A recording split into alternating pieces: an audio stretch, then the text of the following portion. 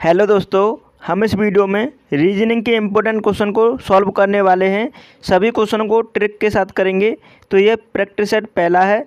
सभी question SSC exams में पहले पूछे गए हैं। तो आप एसएससी, रेलवे, किसी भी एग्जाम्स की तैयारी कर रहे हैं तो इस वीडियो को देख के ज़रूर जाना, क्योंकि रीजनिंग के इम्पोर्टेंट क्वेश्चन पूछे ही जाते हैं। हम उन्हीं क्वेश्चनों को डिस्कस करने वाले हैं। तो चलिए स्टार्ट करते हैं पहले क्वेश्चन से। आप भी प्रत्येक क्वेश्चन का आंसर देने की कोशिश करेंगे अपने से। पहला क्वेश्चन है, शब्दकोश में कौन सा शब्द तीसरे स्थान पर आएगा? Which word will appear third in the dictionary? तो डिक्शनरी के हिसाब से तीसरे स्थान पर कौन सा वर्ड आएगा? चलिए देखते हैं।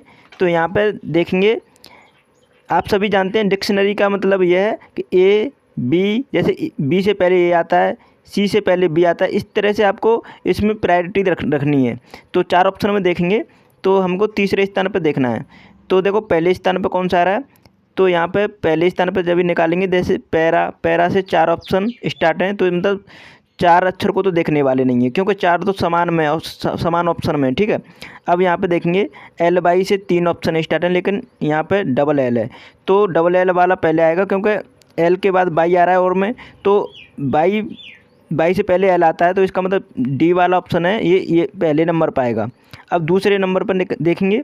अब देखो तीन में कंपेरिजन करना है, तो यहाँ पे एल वाई से ये है, एल वाई से स्टार्ट ये है, एल वाई से स्टार्ट ये है। तो देखो यहाँ पे शब्द लास्ट में तो यही आएगा, क्योंकि एल वाई के बाद एस आ रहा है इन दोनों ऑप्शन में, ए और सी में, और बी वाले में आ रहा है टी आ रहा है, तो इसका मतलब लास्ट में तो जी आएगा, बी वाला। अब इनमें देखना है ए और सी में।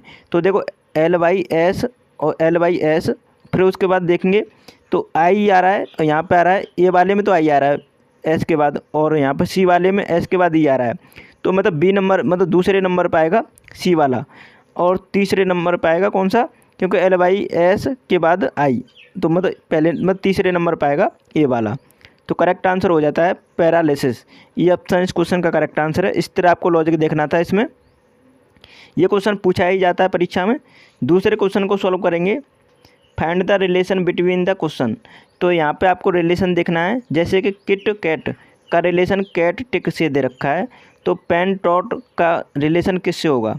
तो यहाँ पे प्रश्नवाचक चिन्ह के स्थान पर आपको वो अक्षर समूह पहचानना है, ऑप्शन बताना है कौन सा सही है।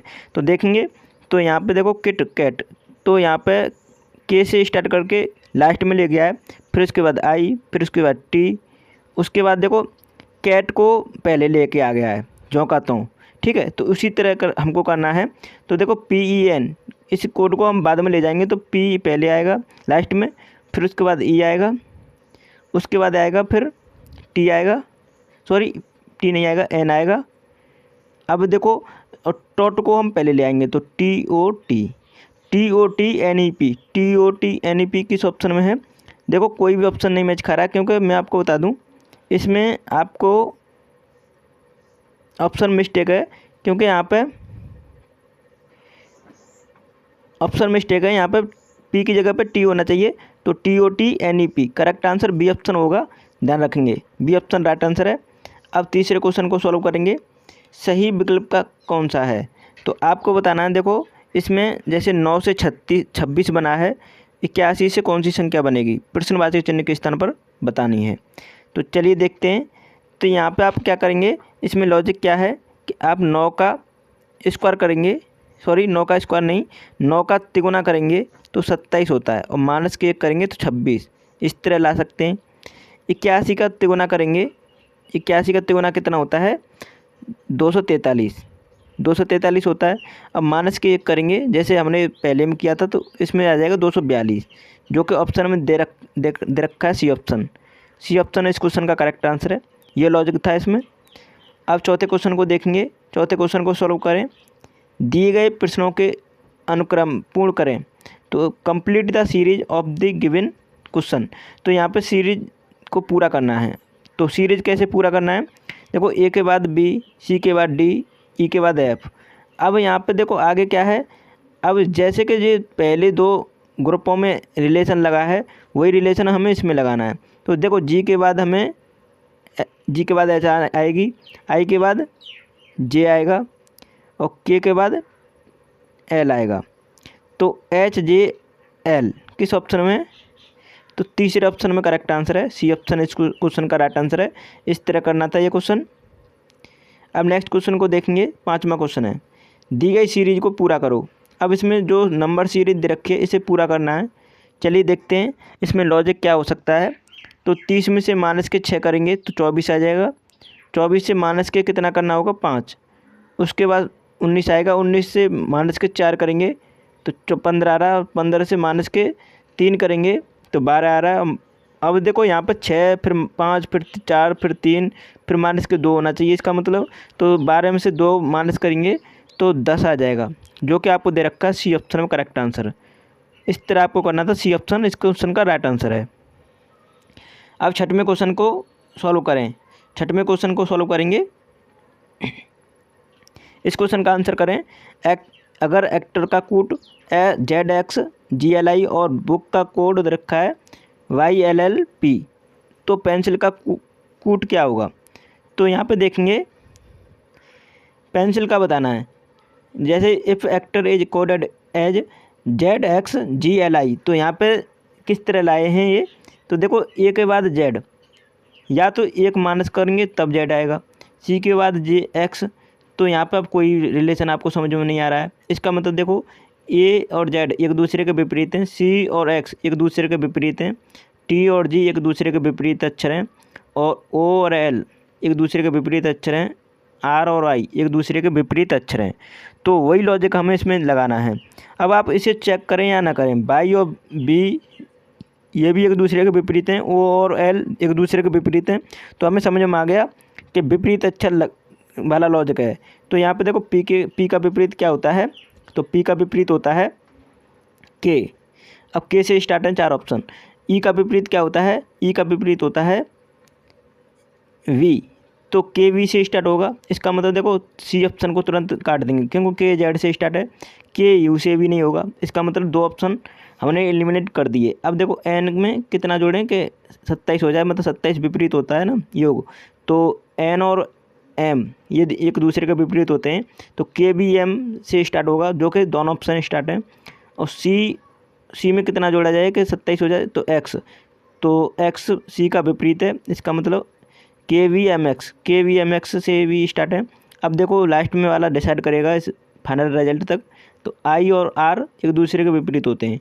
तो देखो यहाँ पे ये लास्ट में दिया है R, तो ये तो होगा नहीं, ये भी कैंसिल हो गया। अब बचा ऑप्शन A, तो राइट आंसर है ये ऑप्शन। इस तरह करना था। 7वें क्वेश्चन को करो, दिए गए शब्द से कौन सा शब्द नहीं बनेगा। तो which word can not be form by given word, तो यहाँ पे कौन सा वर्ड दिए गए वर्ड से नहीं बनाया जा सकता है। तो देखो इंटेग्रल से कौन सा नहीं बनेगा आंसर करें। तो देखो इंटेग्रल में आपको जितने अक्षर दिख रहे हैं वही आपको ध्यान में देना है और इनमें से मैच कराना है। देखो ट्रायंगल बन सकता है, अल्टरेटिंग बन सकता है, लेटिंग बन सकता है, लेकिन आपको दिख रहा है एंट्रिएटिंग, ये नहीं बनेगा क्योंकि इसमें बाई आ रहा है और बाई इसमें कहीं भी नहीं है। तो इसका मतलब ये पहला ही ऑप्शन राइट आंसर है, देख सकते हैं आप। 8वें क्वेश्चन का सॉल्व करें। 8वें क्वेश्चन को देखो, ये बहुत ही इंपॉर्टेंट क्वेश्चन है, परीक्षा में आ जाता है तो बहुत से स्टूडेंट कन्फ्यूज हो जाते हैं और कर नहीं पाते हैं।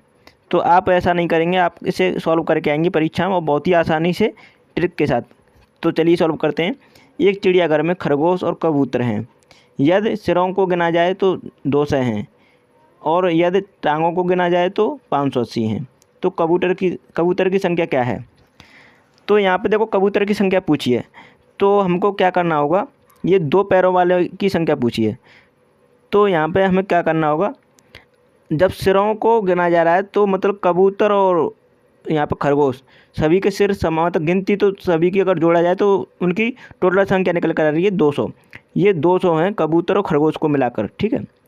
अगर हम इन्हें 4 पैरों वाले मान लें, क्योंकि यहाँ पर बोला है या तो टांगों की संख्या दे रखी है 580, टांगों की संख्या कितनी दे रखी है 580। अब यहाँ पे अगर हम 200 का 4 पैरों वाले मान लिया जाए कबूतर और खरगोश को, तो यहाँ पे क्या होगा, तो 2 से गुणा 4 करना होगा। तो कितनी टांगें आ जाएंगी, 2 से गुणा 4 करेंगे तो 800 आ जाएगा, ठीक है। अब ये 800 आ गया, 800, लेकिन हमें दे रखा है उसने 580, 580 टांगे हैं दोनों की मिलाकर, तो ये कितना कम है 220, ये 220 कम है। अब आपको ऑप्शन को देखना है, ऑप्शन को देखना है। ऑप्शन अगर 220 को डिवाइड कर देगा पूरा पूरा तो वही हमारा राइट आंसर होगा, क्योंकि 2 कबूतरों की संख्या पूछी है जो कि 2 पैरों वालों की। तो ये 2 पैर किसकी वजह से बढ़ रहे हैं, तो मतलब किसकी वजह से मतलब बढ़ रहे हैं, कम हो रहे हैं, तो यहाँ पे ये कबूतर की वजह से हो रहा है, क्योंकि उसके 2 ही पैर हैं, हमने 4 पैर मान लिए थे इसलिए। तो यहाँ 220 किसको डिवाइड करेगा, देखो 110 से ईजिली डिवाइड हो जाएगा और किसी से नहीं डिवाइड होगा। तो सी ऑप्शन इस क्वेश्चन का राइट आंसर है। इस तरह आपको सॉल्व करना है ये क्वेश्चन, कभी भी गलती नहीं होगी और बहुत ही जल्द इसे सॉल्व कर सकते हैं इस तरीके से ऑप्शन से, ठीक है। अब नेक्स्ट क्वेश्चन देखेंगे, 9वां क्वेश्चन है, दिए गए प्रश्न का संबंध ज्ञात करें। Select the relation of given question. तो आम, यहाँ पे देखेंगे भारत में आम और न्यूजीलैंड किससे संबंधित है, तो देखेंगे आप इसमें रिलेशन क्या है। यहाँ पर आपको जानकारी होनी चाहिए तभी इस क्वेश्चन का आंसर कर सकते हैं। जैसे भारत में आम ज़्यादा होता है, ठीक है, उसी प्रकार आप देखेंगे न्यूजीलैंड में क्या चीज़ होती है, तो ये तो आपको जीके की नॉलेज होनी चाहिए, तो वो कीवी होती है। करेक्ट आंसर है बी ऑप्शन। इस तरह आपको इस क्वेश्चन का आंसर करना था। 10वें क्वेश्चन का आंसर करें सभी। उस विकल्प का चयन करें जो तीसरे अक्षर समूह से उसी प्रकार संबंधित है जैसे दूसरा अक्षर समूह पहले से संबंधित है।